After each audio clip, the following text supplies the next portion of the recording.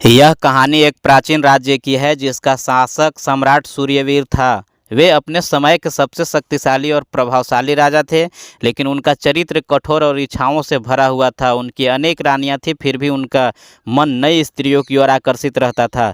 महल में कई दासियां थीं, जिसमें से एक का नाम सुमति था। वह सिर्फ सुंदर ही नहीं बल्कि बुद्धि मान और विनम्र भी थी। सम्राट सूर्यवीर अक्सर महल की व्यवस्थाओं पर चर्चा करते हुए उसे बुलाते थे। समय के साथ सम्राट को सुमति के प्रति विशेष लगाव हो गया।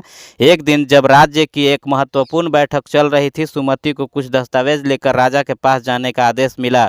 जैसे ही सम्राट ने उसे देखा, उनका मन विचलित हो गया। उन्होंने बैठक के बाद उसे रोक लिया और कुछ व्यक्तिगत प्रश्न पूछने लगे। धीरे धीरे दोनों के बीच एक गहरा मानसिक और भावनात्मक संबंध बन गया।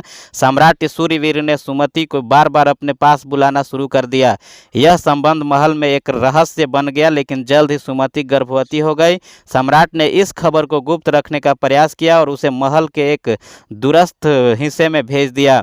समय बीतता गया और सुमति ने एक पुत्र को जन्म दिया, जिसका नाम अयोध्यावर रखा। उसे गोपनीय रूप से शिक्षा करने का प्रबंध किया, लेकिन महल में जल्द ही यह खबर फैल गई। प्रजा और मंत्रियों ने राजा के इस कृत्य पर प्रश्न उठाए। सम्राट की प्रमुख रानी महारानी विमला इस सत्य को जानकर क्रोधित हो गई। उन्होंने सम्राट से स्पष्ट रूप से कहा, एक राजा के लिए नीति और मर्यादा सबसे महत्वपूर्ण है।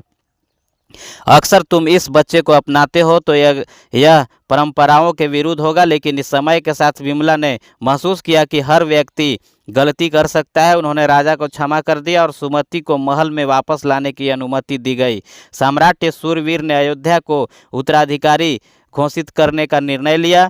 हालांकि यह फैसला आसान नहीं था। राज्य के पुराने मंत्री और सेनापति इस निर्णय के विरोध में थे। उन्हें लगता था कि एक दासी का पुत्र राजा नहीं बन सकता। इसी बीच राज्य को एक नए संकट का सामना करना पड़ा। पड़ोसी राज्य अंधकगर ने क्रूर राजा भैरव सिंह ने राज्य की सीमाओं पर आक्रमण कर दिया।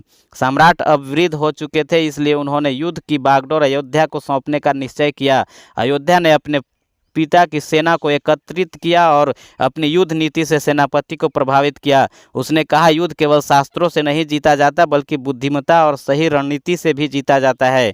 युद्ध शुरू हुआ और अयोध्या ने भैरव सिंह की सेना को विभाजित करने की योजना बनाई। उसने अपनी सेनाओं को विभिन्न मोर्चों पर तैनात किया और एक चतुर युद्ध नीति अपनाई। अंततः अयोध्या की योजना सफल रही और भैरव सिंह को पराजित कर दिया गया। युद्ध जीतने के बाद अयोध्या ने राज्य में कई सुधार किए। उसने सभी वर्गों को समान अधिकार देने की नीति अपनाई। गरीबों के लिए शिक्षा और स्वास्थ्य सेवा शुरू की गई। उसने एक नया न्यायालय स्थापित किया जहां निष्पक्ष निर्णय लिए जाते थे। राज्य के कुछ प्रभावशाली लोगों ने इन सुधारों का विरोध किया, लेकिन अयोध्या ने उन्हें समझाया कि सच्चा राजा वही होता है जो अपने लोगों के भले के लिए कार्य करता है, ना कि केवल सत्ता के लिए। समय के साथ राजा समृद्ध और शांतिपूर्ण बन गया। सम्राट सूर्यवीर और सुमति गर्व से देखते थे कि उनका पुत्र एक आदर्श शासक बन रहा है। एक दिन एक रहस्यमय साधु महल में आया। उसने अयोध्या को एक प्राचीन ग्रंथ दिया जिसमें भविष्य की चेतावनी लिखी थी। उसमें कहा गया था कि आने वाले वर्षों में राज्य को एक बड़े संकट का सामना करना पड़ेगा और यह संकट केवल बाहरी नहीं बल्कि आंतरिक भी होगा। अयोध्या ने इस भविष्यवाणी को गंभीरता से लिया और राज्य को और अधिक संगठित करने की दिशा में कार्य किया। उसने अपने सहयोगियों को और मित्रों को एकत्र किया और राज्य की सुरक्षा व्यवस्था को और मजबूत किया। समय के साथ अयोध्या केवल एक शक्तिशाली योद्धा ही नहीं बल्कि एक महान नेता बन गए। उसने सच्चे न्याय, दया और दूरदृष्टि के साथ शासन किया। निष्कर्ष, यह कहानी केवल एक राजा के व्यक्तिगत जीवन और युद्धों की ही नहीं बल्कि एक युवा उत्तराधिकारी की सीख और संघर्ष की कहानी है। अयोध्या केवल एक विजेता नहीं बना बल्कि उसने समाज को न्याय और समानता का पाठ पढ़ाया। इस कहानी का संदेश यह है कि एक सच्चा राजा या नेता वही होता है जो केवल सत्ता के लिए नहीं बल्कि लोगों की भलाई के लिए कार्य करता है। तो इस कहानी में और भी जानकारी आपको मिलेगी और इस चैनल को सब्सक्राइब जरूर कर लें। धन्यवाद।